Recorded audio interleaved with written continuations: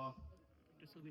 الحمد لله رب العالمين، والصلاة والسلام على سيد الأنبياء والمرسلين وعلى آله وأصحابه ومن تبعهم ودعا بدعوتهم إلى يوم الدين. أما بعد، أعوذ بالله من الشيطان الرجيم.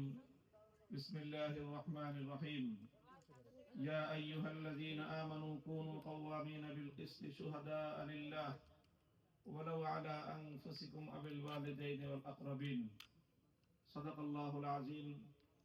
বাংলাদেশ খেলাফত ছাত্র মজলিস ইসলামী ইউনিভার্সিটি শাখা কর্তৃক আয়োজিত আজকের এই সেমিনার জুলাই বিপ্লব পরবর্তী করণীয় শীর্ষক সেমিনারে উপস্থিত স্নেহাস্পদ সভাপতি, উপস্থিত রয়েছেন এই বিশ্ববিদ্যালয়ের সম্মানিত ট্রেজারার জনাব জাহাঙ্গীর আলম সাহেব, জনাব আবম সিদ্দিক সাহেব, সিদ্দিকুর রহমান আশরাফি সাহেব এবং বাংলাদেশ ইসলামী বাংলাদেশ খেলাফত ছাত্র মজলিসের কেন্দ্রীয় সভাপতি সহ অন্যান্য ছাত্রীপতি সংগঠন সমূহের দায়িত্বশীল এবং আমার ইসলামী বিশ্ববিদ্যালয়ের এই ক্যাম্পাসে সমবেত আমার প্রাণপ্রিয় বিশ্ববিদ্যালয়ের ছাত্র বন্ধুগণ, আমি সর্বপ্রথম আপনাদের সকলের কাছে কৃতজ্ঞতা জ্ঞাপন করছি যে আমাদেরকে আজকে আপনাদের পক্ষ থেকে আপনাদের এই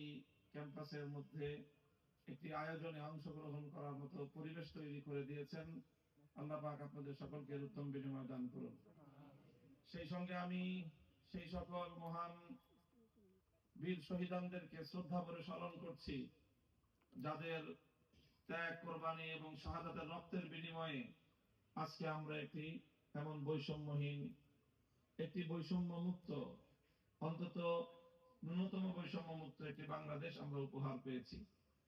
আমার ভাই জনাব আব্দুল হাই সাইফুল্লাহ বলে গেলেন যে দীর্ঘ একটি বিরতির পরে আজকে এই বিশ্ববিদ্যালয়ের ক্যাম্পাসে বাংলাদেশের একজন আলেম এভাবে আমন্ত্রিত হতে পেরেছেন। তো আমরা এই বাংলাদেশই দেখতে চেয়েছি। আল্লাহ পাক জুলাই অভ্যুত্থানের মধ্য দিয়ে আমাদেরকে সে বাংলাদেশ দিয়েছেন। আমরা যেন সে বাংলাদেশকে তার কক্ষপথে সামনের দিকে এগিয়ে নিতে পারি, আল্লাহ সে তৌফিক দান করুন। আসলে আজকের আয়োজন আমি জানি খুবই সংক্ষিপ্ত সময়ের আয়োজনে আজকে আমাদের কুষ্টিয়া জেলা হাই স্কুল মাঠে একটি গণসমাবেশ রয়েছে। সেই সমাবেশে যাওয়ার পথে প্রতিমধ্যকার এই আয়োজন, সুন্দর আয়োজন করার জন্য আমি ইসলামী বিশ্ববিদ্যালয়ের শাখা খেলাফত ছাত্র মজলিসকে আন্তরিক অভিনন্দন জানাচ্ছি। প্রিয় সাথী ও বন্ধুগণ, বিগত 16 বছরে বাংলাদেশে অনেক জুলুম, অনেক অন্যায় এবং অত্যাচার, অবিচার হয়েছে এবং এই অন্যায় এবং অবিচারের, এই জুলুম, খুন, গুমের শিকার অনেক মানুষ হয়েছে। বিরোধী রাজনৈতিক নেতা কর্মীরা কিভাবে অকাতরে তাদের জীবন গিয়েছে। সবচেয়ে মর্মান্তিক বিষয় হলো যে অসংখ্য মানুষ যারা গুমের শিকার হয়েছে। একজন মানুষ গুমের শিকার হলে তার গোটা পরিবার কি ভয়ঙ্কর দিনাতিপাত করে সেটা কল্পনা করাও কঠিন। মা বছরের পর বছর, একজন মা তার কলিজার টুকরা সন্তানের জন্য নির্ঘুম রাত কাটায়। কোন মা হতাশ হতে চায় না, তাকে যতই বলা হোক যে হয়তো তোমার ছেলে নেই, কিন্তু মায়ের মন এটা মানতে চায় না। বছরের পর বছর একজন মা নির্ঘুম রাত কাটায়, এই বুঝে আমার খোকা আমার কোলে ফিরে এলো। রাস্তায় একটি পাতার শব্দ পড়লে মা চিন্তা করে হয়তো বা আমার খোকা রাত গভীরে সে পথ হেঁটে আমার ঘরের দিকে আসছে। এই যে একজন মানুষকে গুম করা কত ভয়ঙ্কর একটা ব্যাপার। সম্প্রতি আয়না ঘরের যে দৃশ্য আমাদের মাননীয় প্রধান উপদেষ্টা সহ রাষ্ট্রীয় ব্যক্তিবর্গ জাতির সামনে উন্মোচন করেছেন, আমরা সেই গুমের রাজ্যে আর কোনোদিন ফিরে যেতে চাই না। বিগত এই সময়টায় যত জুলুম নির্যাতন হয়েছে, সবচেয়ে বেশি ফ্যাসিবাদের আমলে জুলুমের শিকার হয়েছে ইসলাম। সবচেয়ে বেশি জুলুমের শিকার হয়েছে ইসলাম। ইসলামের সঙ্গে যাদেরই সংশ্লিষ্টতা ছিল তারা নির্যাতন এবং অত্যাচারের শিকার হয়েছে, চরমভাবে নিগৃহীত হয়েছে, অধিকার হারা হয়েছে। এবং সেই ইসলামের মধ্যেও সবচেয়ে বেশি, ইসলামের মধ্যেও যারা রাষ্ট্র ব্যবস্থায় ইসলাম প্রতিষ্ঠা করতে চায় সেই জনশক্তি, সেই জনগোষ্ঠী তার চেয়েও বেশি আরো নির্যাতনের শিকার হয়েছে। অন্যান্য সকলের উপর এক ধরনের নির্যাতন হয়েছে, ইসলামী নেতৃবৃন্দের উপর, ইসলামী রাষ্ট্র প্রতিষ্ঠাকামী জনশক্তির উপর নির্যাতন বহু মাত্রায় হয়েছে। তাদেরকে শুধুমাত্র জানে মেরে ফেলা হয়েছে তা নয়, বরং প্রত্যেকজন আলেমকে, প্রত্যেকজন ইসলামী নেতৃত্বকে হত্যা করার আগে নানাভাবে তাদের চরিত্র হনন করার পর্যন্ত চেষ্টা করা হয়েছে। আপনার তাকিয়ে দেখুন, যতজন আলেমকে বিচারিকভাবে হত্যা করা হয়েছে, জুডিশিয়াল কিলিং এর যারা শিকার হয়েছে, প্রত্যেকজনের বিরুদ্ধে এমন এমন নিকৃষ্টতম মামলা তারা দায়ের করেছে, যে মামলার মাধ্যমে তাদের চরিত্র হনন করাই ছিল উদ্দেশ্য। এই আওয়ামী লীগকে যদি ক্ষমা করে দেয়া হয়, এই দেশ যদি ক্ষমা করে, জাতি যদি ক্ষমা করে দেয়, আল্লাহ পাক এদেরকে ক্ষমা করবেন। ক্ষমা হতে পারে না এই অপরাধের। একজন মানুষকে তুমি খুন করে ফেলতে পারো, সেই মানুষের বংশ প্রজন্মের পর পর তারা, প্রজন্মের পর প্রজন্ম তারা সেই অত্যাচারের দাগ বহন করবে, ক্ষত বহন করে চলবে। এই অত্যাচার এবং এই জুলুম বরদাস্ত করা যায় না। এজন্য এই ইতিহাসটা আমাদেরকে স্মরণ রাখতে হবে, এবং বাংলাদেশ সৃষ্টির যে ইতিহাস, আমি বারবার বলি, আমাদের সেই ইতিহাস নতুন করে আজকে আবার পর্যালোচনায় আনতে হবে। বাংলাদেশ সৃষ্টির পিছনে ব্রিটিশের বিরুদ্ধে 190 বছরের সংগ্রামের কথা আমাদেরকে ভুলে গেলে চলবে না। আমি বলি, বাংলাদেশ তিনটি আধিপত্যবাদের বিরুদ্ধে লড়াই করে বিজয় অর্জন করে বাংলাদেশ অর্জিত হয়েছে। প্রথম আধিপত্যবাদ ছিল ব্রিটিশ আধিপত্যবাদ, 190 বছর পর্যন্ত তাদের বিরুদ্ধে লড়াই করতে হয়েছে। তারপরে পশ্চিমবঙ্গের আধিপত্যের বিরুদ্ধে পূর্ব বাংলাকে লড়াই করতে হয়েছে, যুদ্ধ করতে হয়েছে, রক্ত দিতে হয়েছে। তখন এই রবীন্দ্রনাথ বাবুরা, তারা এই পূর্ববঙ্গ, ঢাকা বিশ্ববিদ্যালয়ের উত্থানকে ঠেকিয়ে দেওয়ার জন্য সহিংস আন্দোলন করেছিল। ঘোষণা দিয়ে যারা সহিংস আন্দোলন করে তাদেরকে জঙ্গিবাদী বলা হয় না, ইসলামের কথা বলা হলে আজকে জঙ্গিবাদ বলা হয়। এই পশ্চিমবঙ্গের আধিপত্যবাদের বিরুদ্ধে লড়াই করেই পূর্ববঙ্গের ইসলাম এবং মুসলমানদের এবং বাংলাদেশের ঢাকার উত্থান ঘটেছে।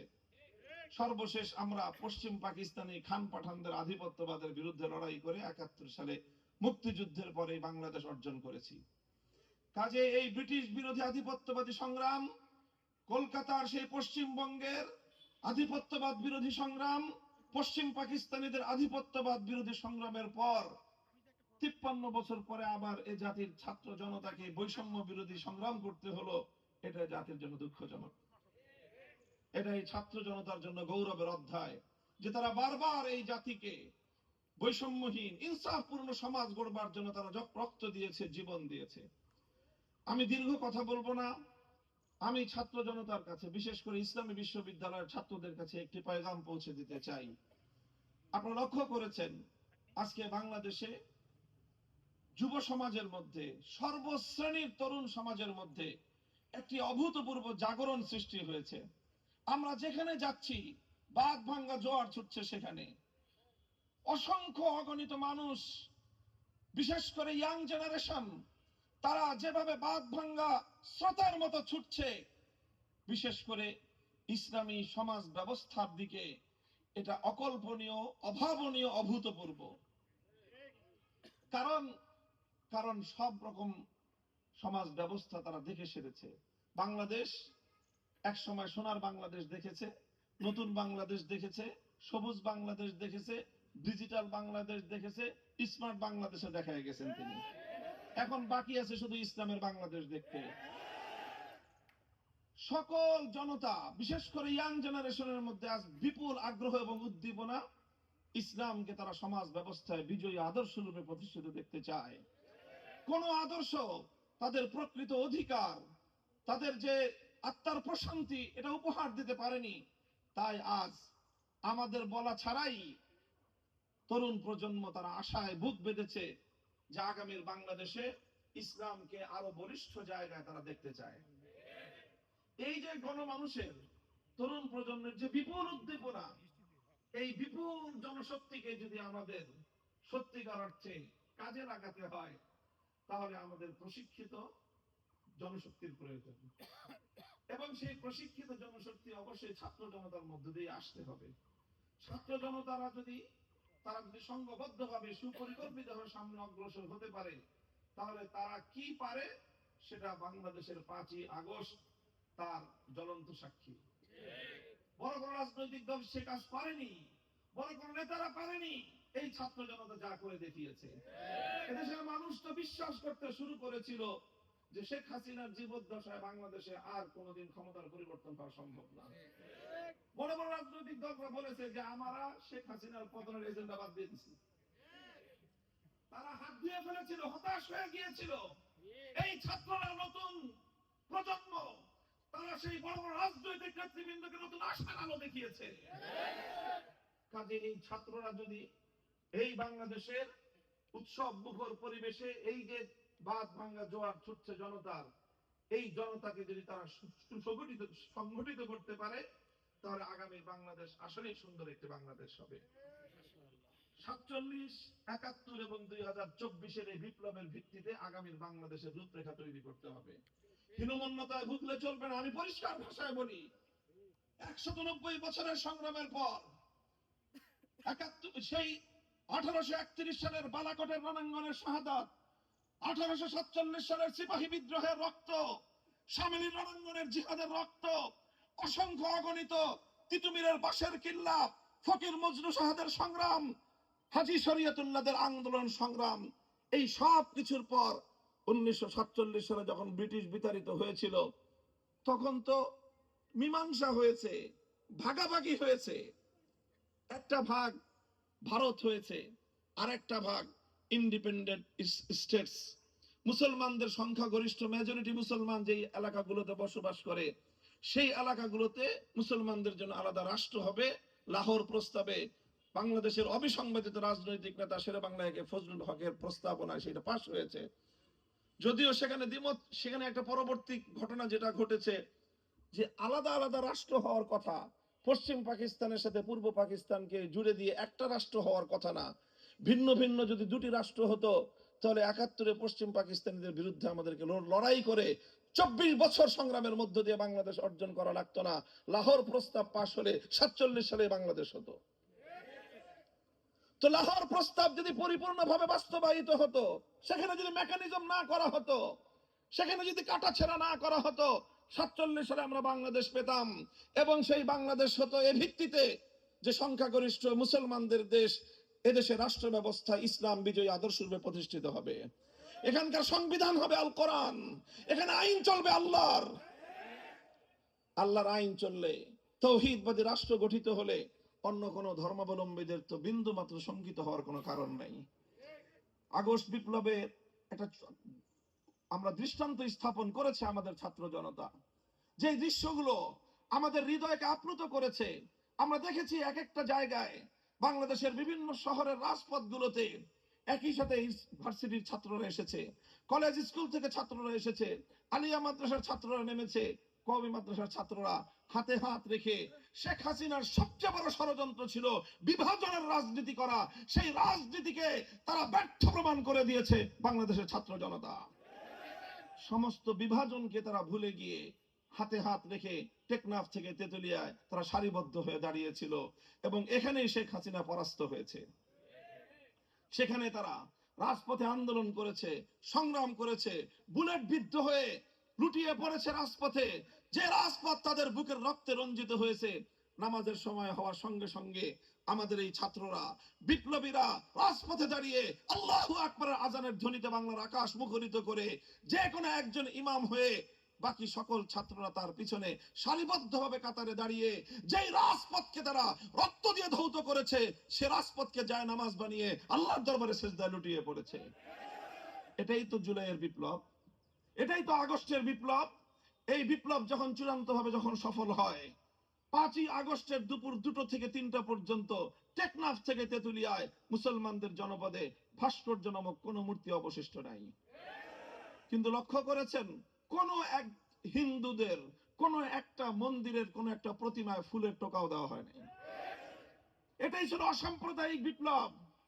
যে হিন্দুরা প্রতিমা পূজা করবে, প্রতিমাকে শ্রদ্ধা করবে, মূর্তিকে শ্রদ্ধা করবে, তারা রাখবে, সেটা তাদের ধর্মীয় ফাংশন। মুসলিম জনপদে কোনো মূর্তি এলাও নয়। এটাই ছিল আগস্ট বিপ্লবের চেতনা, এটাই আগস্ট বিপ্লবের অন্যতম আইকন। কাজে এই বিপ্লবকে আমাদের ধারণ করতে হবে। এবং আমি যে আহ্বান নিয়ে আপনাদের কাছে এসেছি সেটা হলো, জাতি প্রস্তুত, গোটা দেশের ইয়াং জেনারেশন একটি ইসলামী সমাজ গড়বার জন্য তারা নিজেদেরকে শুধুমাত্র দেখতে প্রস্তুত নয়, বরং তারা সেজন্য নিজেদেরকে প্রেস করতে, সর্বোচ্চ ত্যাগ এবং কোরবানি স্বীকার করতে তারা প্রস্তুত। তবে এই জনশক্তি অগোছল, অসংগঠিত। আপনারা যারা বিভিন্ন বিশ্ববিদ্যালয়ে পড়াশোনা করছেন, এবং এক্ষেত্রে আমি বলবো অবশ্যই বাংলাদেশে একটি মাত্র পাবলিক বিশ্ববিদ্যালয় যার কপাল জুড়ে ইসলাম রয়েছে, যার নাম হলো ইসলামী বিশ্ববিদ্যালয়। কাজেই সেই ইসলামী বিশ্ববিদ্যালয় যদি ইসলামকে বিজয়ী করবার ক্ষেত্রে ভূমিকা রাখতে না পারে, নাম পাল্টে ফেলেন। আপনাদের নামের সার্থকতা তাহলে রক্ষা পাবে না। এই জন্য আমি আপনাদের কাছে বিশেষভাবে আহ্বান জানাবো। আমরা আগেও বলেছি যে এই যে আমাদের যে সংগঠনগুলো, এগুলি এক একটা প্রতিষ্ঠান, প্রত্যেকটা প্রতিষ্ঠানকে জুড়ে আমরা একটি অভিন্ন লক্ষ্য, একটি আদর্শ বিজয়ের জন্য ইসলামকে রাষ্ট্রীয়ভাবে প্রতিষ্ঠিত করে জাতি, ধর্ম, বর্ণ নির্বিশেষে প্রত্যেকটি সম্প্রদায়ের প্রাপ্য অধিকার যথাযথভাবে নিশ্চিত করার জন্য, যার যার অধিকার তার ঘরে প্রতিষ্ঠিত করার জন্য, পৌঁছে দেওয়ার জন্য আমরা একটি সমাজ বিপ্লব করতে চাই। সেই সমাজ বিপ্লব হবে ইসলামের বিপ্লব।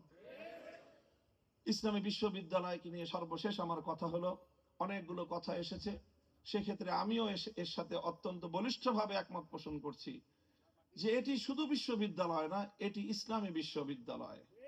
মেডিকেল বিশ্ববিদ্যালয়ে সেখানে যেমনি ভাবে মেডিকেল সায়েন্সের প্রাধান্য পুরোটাই থাকে, বুয়েট ইঞ্জিনিয়ারিং ইউনিভার্সিটিতে টপ টু বটম পুরোটাই ইঞ্জিনিয়ারিং শিক্ষা থাকে, অন্যান্য জেনারেল বিশ্ববিদ্যালয়গুলোতে সেখানে ইসলামের প্রাধান্য আমরা তো দেখছি না, বা এই মুহূর্তে আমরা দাবিও করছি না। কিন্তু অবশ্যই ইসলামী বিশ্ববিদ্যালয় এর আগাগোড়া সব জায়গায় ইসলামকে ধারণ করা চাই। যদি ইসলামকে ধারণ না করা যায়, তাহলে ইসলামী বিশ্ববিদ্যালয় নামের সার্থকতা থাকে না। এই জন্য এখানে প্রশাসনিক ব্যক্তিবর্গ রয়েছেন, রাষ্ট্রীয় পলিসি এবং সিদ্ধান্তের বিষয় রয়েছে। আমরা আমাদের জায়গা থেকে কাজ করব, এবং আভ্যন্তরীণভাবে এখানকার শিক্ষক মন্ডলী এবং প্রশাসনিক নেতৃবর্গ যারা রয়েছেন, ছাত্র জনতা সকলেই আমরা এই বিষয়টাকে, ইসলামী বিশ্ববিদ্যালয়কে টপ টু বটম সকল ক্ষেত্রে ইসলামকে ধারণ করবার, এবং যে যেই সাবজেক্ট নিয়ে পড়াশোনা করুক প্রত্যেকের জন্য একটা কম্পালসারি ইসলাম শিক্ষার একটা ব্যবস্থা যেন থাকে।